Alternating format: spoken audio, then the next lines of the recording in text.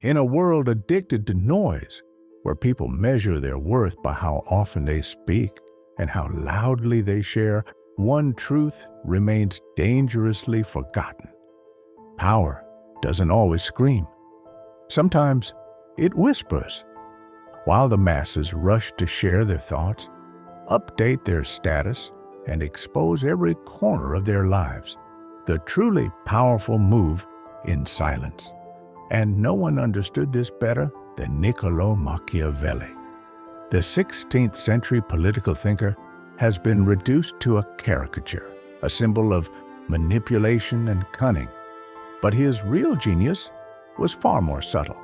Machiavelli wasn't just telling rulers how to conquer, he was showing them how to last. And one of his most lethal strategies? Silence. Not silence born of fear, strategic silence. The kind of silence that makes people lean in, that cloaks your intentions, that turns mystery into influence. The vulgar crowd always is taken by appearances, Machiavelli wrote. He knew that people are quick to believe what they hear, but even quicker to project their own fears and hopes onto what they don't. In a society that overshares, silence is a superpower, because every word you speak builds an expectation. Every thought you express becomes a commitment, and every plan you reveal becomes a target. But silence? It gives you options.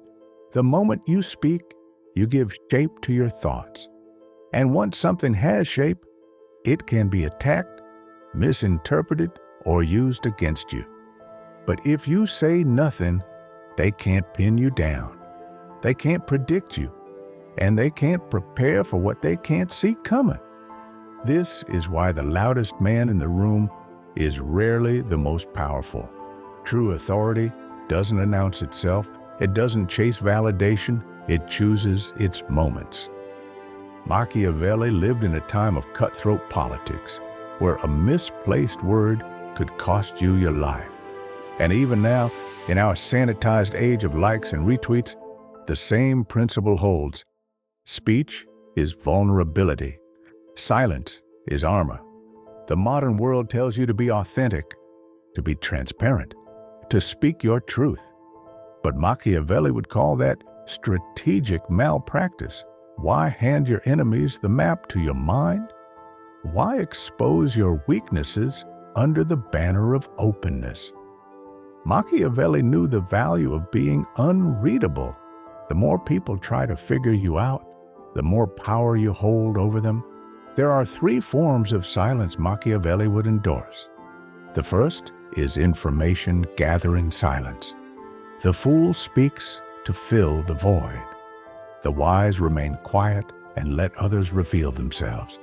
In a negotiation, in a conflict, in any power game, the one who listens learns, while the one who talks exposes. The second is authority-building silence. People respect what they don't fully understand. When you speak less, every word gains weight. When you don't react to every slight, every criticism, every provocation, you elevate yourself above it. The powerful don't explain, they act.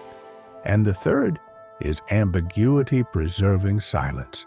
The silence that keeps your enemies confused, your allies uncertain, and your position fluid.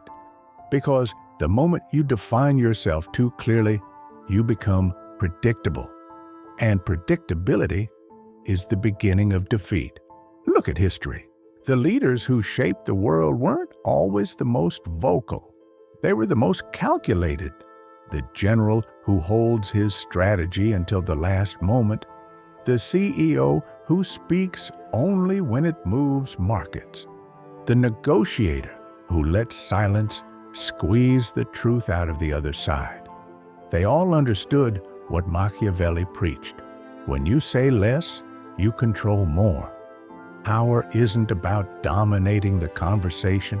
It's about controlling the frame. When you speak, you enter someone else's frame. When you withhold, you create your own. People chase certainty. When they don't get it from you, They manufacture it themselves. They assume, they overthink, they project, and in doing so, they reveal far more than they learn. That's your advantage.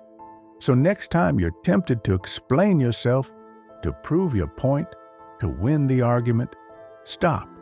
Let your silence speak. Because Machiavelli didn't just teach rulers how to gain power.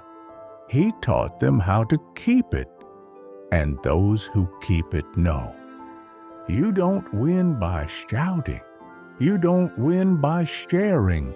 You shut up and win.